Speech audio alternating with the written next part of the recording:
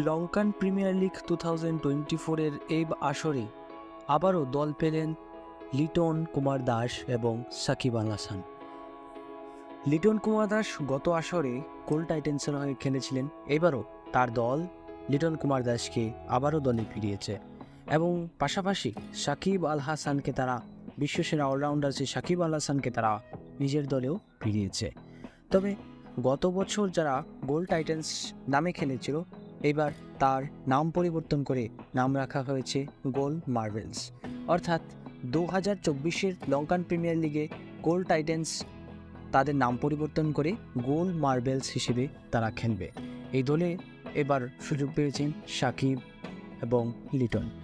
হ্যাঁ বন্ধুরা, এই যে লঙ্কান প্রিমিয়ার লিগ 2024 তা মাঠে গড়াবে জুলাই মাসের 1 তারিখ থেকে। তো এটি ছিল আজকের ভিডিও। তো যদি ভিডিওটি ভালো লাগে অবশ্যই লাইক করবেন, সাবস্ক্রাইব করবেন এবং কমেন্ট করবেন।